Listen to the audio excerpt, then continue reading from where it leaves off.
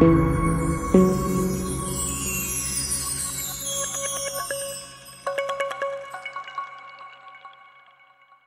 انسانوں سے سخت نفرت کرتا ہوں، انہوں نے میری نظروں کے سامنے میرے شیر بابا اور شیرنی امی کو گولی مار دی اور ان کی کھال اتار کر لے گئے۔ بابا اور امی کی موت کے ساتھ میرے بچپن کی خوشیاں بھی ختم ہو گئیں۔ ایسے کڑے وقت میں میرے بہترین دوست چیتے اور اس کے گھر والوں نے مجھے سہارا دیا۔ دوسرے جانور بھی مجھ سے ڈرنے کی بجائے میری دل جوئی کرتے۔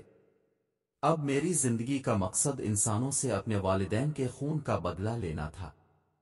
اگر کوئی شکاری جنگل میں کیمپ لگاتے تو میں اور میرے دوست ان پر حملہ کر دیتے اور روپوش ہو جاتے۔ میرے دوست چیتے کا بھائی بھی جب چھوٹا تھا تو اسے بھی شکاری پکڑ کر لے گئے تھے، مگر وہ بڑا ہو کر کسی نہ کسی طرح بھاگ کر جنگل میں واپس آ گیا تھا۔ اب وہ بھی ہمارے گروہ میں شامل تھا۔ اس کا ایک فائدہ اور بھی ہوا، انسانوں کی زبان بھی سمجھنے لگا تھا۔ اس طرح جب شکاری ہمیں پکڑنے کا کوئی منصوبہ بنا رہے ہوتے تو وہ چھپ کر سن لیتا اور ہمیں آگاہ کر دیا کرتا۔ کچھ عرصے بعد ایک ادھیڑ عمر باوقار سا آدمی اپنے گھر والوں کے ساتھ جنگل میں آیا۔ وہ ایک بڑی اور مضبوط گاڑی میں آئے تھے۔ اس آدمی کے ساتھ اس کی بیوی، ایک نوجوان لڑکا اور ایک چھوٹی بچی تھی۔ ہم حیران تھے کہ اس خطرناک جنگل میں کوئی شکاری گھر والوں کے ساتھ تو نہیں آتا۔ چیتے نے گھات لگائی کہ سن سکے آخر معاملہ کیا ہے۔ اندھیرا سر پر تھا، وہ آدمی اور عورت گاڑی سے باہر کھڑے باتیں کر رہے تھے کہ اس آدمی نے کہا، میرے دشمن سوچ بھی نہیں سکتے کہ ہم اس خطرناک جنگل میں روپوش ہو سکتے۔ مجھے وہ فائل لازمی کمشنر تک پہنچانی ہے، ہمارے ملک کے غداروں نے ملک کو تباہی کے دہانے تک پہنچا دیا ہے۔ میں صبح ہی محفوظ راستے سے روانہ ہو جاؤں گا۔ عورت بہت پریشان لگ رہی تھی، بولی، مجھے بہت خوف آ رہا ہے، سنا ہے یہ جنگل خوفناک درندوں سے بھرا پڑا ہے، اگر انہوں نے ہم پر حملہ کر دیا تو۔ آدمی نے اسے تسلی دی، فکر مت کرو، بس دعا کرو۔ ویسے بھی اپنی گاڑی بہت مضبوط اور شیشے بلٹ پروف ہیں، اگر درندے آ بھی گئے تو صرف دھوئیں والا شیل استعمال کرنا، بس وہ بھاگ جائیں گے۔ ان بے زبان جانوروں پر کوئی ہتھیار استعمال مت کرنا۔ وہ دونوں گاڑی کے اندر چلے گئے۔ چیتے نے ہمیں ان کی پوری گفتگو سے آگاہ کر دیا۔ میں سوچ میں پڑ گیا کہ انسان بھی کوئی اچھا کام کر سکتے ہیں، کیونکہ اب تک میں نے انسانوں کا ظالم روپ ہی دیکھا تھا، مگر یہ آدمی اپنی اور اپنی بیوی بچوں کی جان خطرے میں ڈال کر بھی جانوروں کی بھلائی کی بات کر رہا ہے۔ میں نے تمام ساتھیوں کو اپنے منصوبے سے آگاہ کر دیا کہ صبح جب یہ آدمی روانہ ہو تو کوئی اس پر حملہ نہیں کرے گا، بلکہ چھپ کر اس کے بیوی بچوں کی بھی حفاظت کریں گے۔ صبح ہوتے ہی وہ آدمی روانہ ہو گیا، ہم اس کے بیوی بچوں پر نظر رکھے ہوئے تھے۔ اگلے دن چیتے نے بتایا کہ وہ عورت اپنے بیٹے سے کہہ رہی تھی کہ حیرت کی بات ہے، تمہارے پاپا تو کہہ رہے تھے کہ یہ جنگل بہت خطرناک ہے، مگر مجھے تو ایک لومڑی تک نظر نہیں آئی۔ وہ لڑکا بھی حیران تھا، میں یہ سن کر مسکرا کر رہ گیا۔ کچھ دیر بعد اچانک کچھ گاڑیوں کی گڑگڑاہٹ کی آوازیں آنا شروع ہو گئیں۔ ہم فوراً چوکنے ہو گئے اور تیز رفتاری سے بھاگتے ہوئے اس آدمی کی گاڑی کے آس پاس گھنی جھاڑیوں میں چھپ کر دیکھنے لگے۔ وہ 3 بڑی گاڑیاں تھیں، جس میں سے 18-20 افراد باہر نکل آئے، ان کے ہاتھوں میں خطرناک ہتھیار تھے۔ ایک گاڑی میں سے جو آدمی اترا، اسے دیکھ کر میری آنکھوں میں خون آتر آیا۔ یہ وہی آدمی تھا جس نے میرے والدین کی زندگی کا چراغ گل کیا تھا۔ آج بھی اس کے ہاتھ میں ایک خطرناک بندوق تھی، اس کے دوسرے ہاتھ میں گیند جیسی کوئی چیز تھی۔ میرا رواں اس پر حملہ کرنے کے لیے بے تاب تھا، مگر ابھی صورتحال کا جائزہ لے رہا تھا۔ چیتے نے بتایا کہ اس نے دوسرے ہاتھ میں بم پکڑا ہوا ہے۔ یہ ایک خطرناک چیز ہے جس سے لمحوں میں گاڑی اور ان لوگوں کے پرخچے الفاڑ جائیں گے۔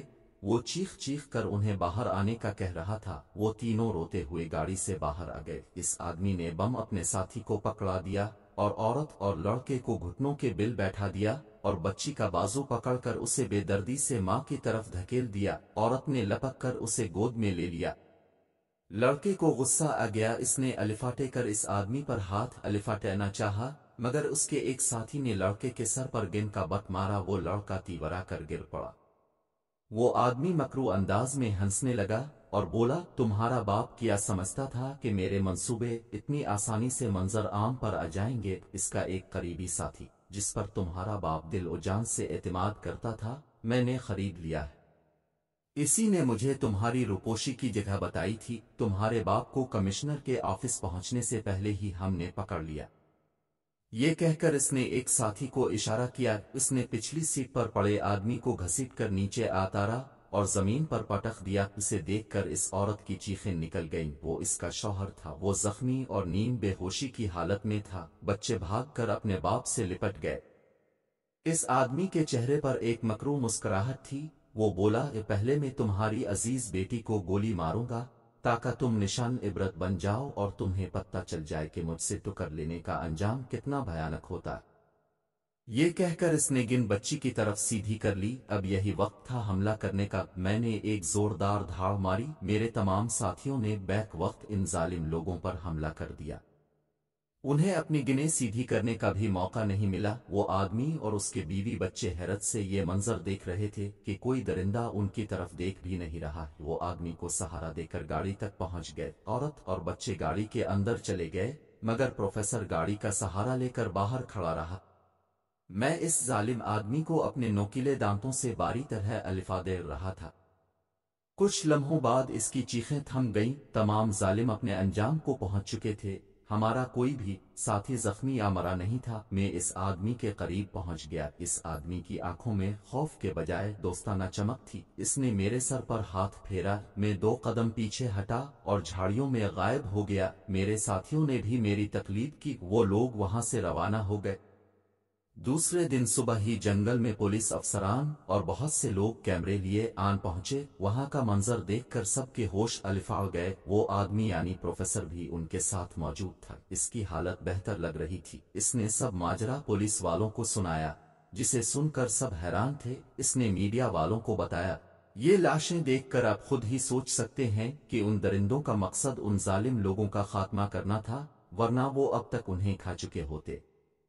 थोड़ी देर बाद वो सब वहां से रवाना हो गए। वो आदमी थोड़ी देर खड़ा होकर आदेर अलिफादेर देखता रहा। मैंने झाड़ियों में से अपना चेहरा जरा सा ऊपर अलिफाट अलिफ। इस आदमी ने मुस्कुराकर मेरी तरफ देखा और हाथ हिलाकर गाड़ी में बैठकर चला गया। मैंने खुशी में जोरदार दौड़ मारी और भागता हुआ अपने साथियों तक पहुंच गया।